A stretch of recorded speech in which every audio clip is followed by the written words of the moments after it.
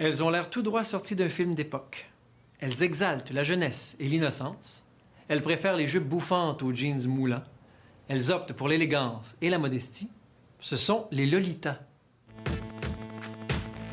Manuel a découvert la mode Lolita il y a plus de 10 ans à travers les groupes de musique japonais de style Visual Kei. Depuis, sa passion pour la culture nippone s'est affinée et influence aujourd'hui plusieurs aspects de sa vie.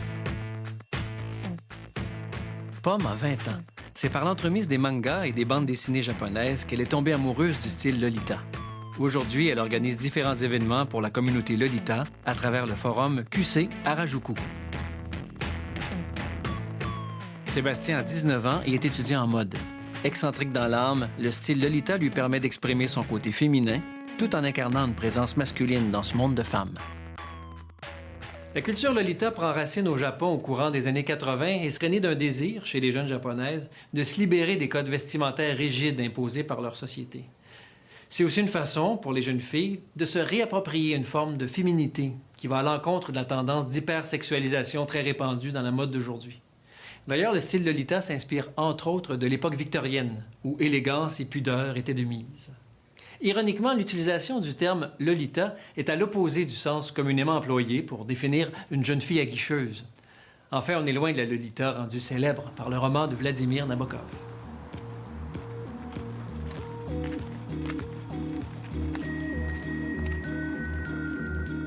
Moi, je tripe carrément sur les vêtements victoriens, sur les vêtements de poupées de porcelaine. Être une Lolita, c'est mettre l'emphase sur ce qui permettait à une femme d'être belle avant, contrairement à aujourd'hui. L'attention aux détails, je trouve que c'est quelque chose qu'on a beaucoup perdu. Des petites boucles ou de la petite dentelle sur des vêtements. On va porter des beaux colliers pour mettre l'emphase sur notre cou. Les coiffures aussi, on fait attention à ça. Je suis extrêmement féfille, puis toutes ces choses-là. Puis de pouvoir me le permettre de l'être en restant élégante, c'est quelque chose qui me plaît beaucoup. Moi, personnellement, ça serait vraiment le temps de Marie-Antoinette. C'est vraiment cette image que j'essaie de reproduire le plus possible parce que je trouve que c'est ce qu'il y a de plus attrayant, de plus frais, si on veut. Les valeurs du temps, c'est quelque chose qu'on s'est séparé de le sexisme. Puis ça, c'est bien que ça soit parti, mais en même temps, on a laissé là des valeurs importantes comme l'élégance, puis la classe, puis la politesse surtout. Et c'est des choses qu'on essaie de reprendre un peu à travers le style. Il y a beaucoup de monde qui se limite à pas faire des choses comme ça parce qu'ils se disent que ben, ça se fait pas ou c'est trop fou. Justement, ça va montrer que tu peux faire des affaires complètement absurdes, comme porter des robes de poupée tous les jours. Avec cette mode-là, j'ai développé beaucoup une genre de relation avec la nature, si on veut. Je pense que c'est un effet, je dirais, Alice au Pays des Merveilles. Exactement. Nous, on s'habille comme Alice s'habillait. Et de se retrouver dans la nature, c'est un peu comme se retrouver dans notre propre trou du lapin. C'est un effet conte de fées. C'est se permettre une frivolité pas agressante. C'est sûr que je pourrais m'habiller en punk. C'est un peu une sorte de rébellion, si on veut. Mais je crois que de le faire d'une manière avec autant d'esthétique puis autant d'attention, c'est vraiment quelque chose de rafraîchissant. La communauté Lolita au Québec, c'est vraiment partout. On est au moins une centaine. Beaucoup plus à Montréal, mais on a beaucoup de Lolita à Québec.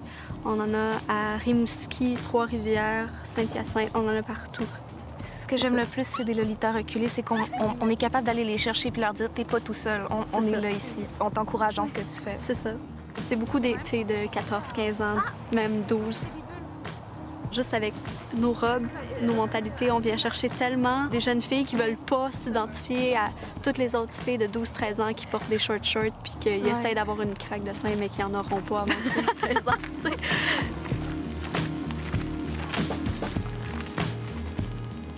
La mode Lolita, c'est vraiment originaire du Japon. Moi, j'ai commencé à m'habiller en Lolita en 99. Au début, on allait au Village des Valeurs. On allait acheter des robes pour enfants. Souvent des robes de mariage pour de petites filles avec une coupe bouffante. Puis on coupait à la hauteur du ventre. On repliait à l'intérieur. On faisait une ceinture avec une finition. On se trouvait des blouses antiques, des blouses de mamie, qu'on pourrait dire, là, avec justement des cols un peu plus ronds qu'on découpait. Puis on venait coudre nous-mêmes notre dentelle dessus. Puis on se faisait des ensembles maison comme ça.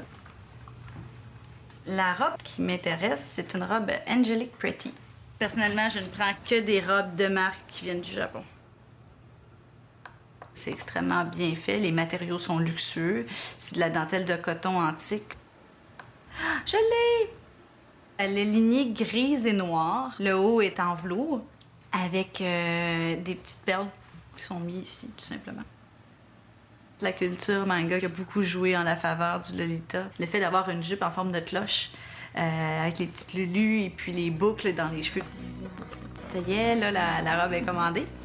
Normalement, ça va prendre un bon mois avant que je la reçoive. Les robes et accessoires de style Lolita sont confectionnés par des lignes de vêtements japonaises spécialisées, comme Angelic Pretty, Baby the Star Shine Bright ou Moi-même Moitié. Les robes doivent être commandées du Japon via Internet et se détaillent aux alentours de 350 $ sans compter les frais d'expédition. La qualité de ces vêtements se compare à celle des marques de haute couture.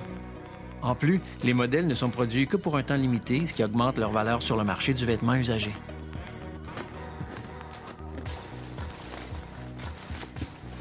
Il y a même des boucles sur les minous, sur les bas. Vraiment trop cute. Puis il y a des petites étoiles autour que je n'avais même pas remarquées sur la photo. Oh! Il y a des minous en plastique pour accrocher les boutons. J'aime vraiment beaucoup la robe. C'est dans les couleurs que j'aime. Puis je trouve que la jupe elle tombe super bien. Je vais mettre un boléro pour cacher mes épaules, tout ça, parce qu'évidemment, en Lolita, ça passe pas super bien d'avoir soit un décolleté ou les épaules à l'air. Ça fait un petit peu plus élégant. Comme ça.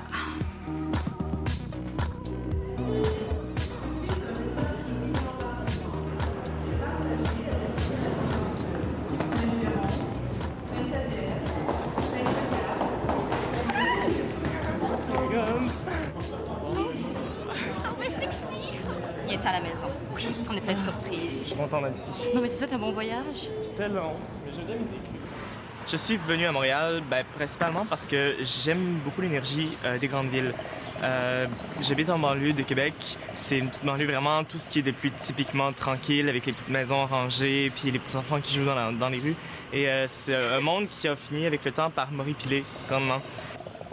J'ai une personnalité qui est particulièrement excentrique et vraiment androgyne au point d'être sur la fine ligne qui délimite le masculin du féminin. Donc j'ai autant d'attributs masculins que féminins dans ma personnalité. Et comme j'aime provoquer dans un certain sens, comme j'aime jouer sur mon apparence physique, je trouve qu'avec le Lolita, ça me permet de justement avoir de temps en temps l'occasion de pouvoir faire ressortir mon côté féminin, mais à l'excès. Parce que j'aime beaucoup les excès. C'est une beauté, je crois, selon moi, plus authentique. Ça le dit, t'es pas un quartier de viande, t'es un être humain. Donc c'est carrément une espèce de mission ninja anti-guidounage. Voilà, exactement. Des fois, il faut créer des mots pour appuyer nos idées. L'androgynité et la transsexualité, c'est pas quelque chose de très bien accepté dans la société nord-américaine. Que dans la communauté québécoise, que je suis le seul garçon à vraiment faire le Lolita féminin pousser aussi loin que ça. Au Japon, ce qui est différent, c'est que l'androgynité est une thématique qui a été récurrente dans l'art à travers des siècles et des siècles. C'est pas une bonne ou une mauvaise chose, ça fait seulement partie de la vie. Parce qu'on s'entend, tous les hommes sont différents, c'est pas tous les hommes qui sont baraqués, c'est pas tous les hommes qui sont comme Sébastien, androgyne. C'est juste de trouver qu'est-ce qui te va bien, mais malheureusement, ici, on est encore très fermé, plus qu'on peut le croire sur ces choses-là. Ce qui est dur aussi, c'est pour un garçon, c'est de vivre avec sa masculinité, sa féminité et d'affirmer chacune des positions.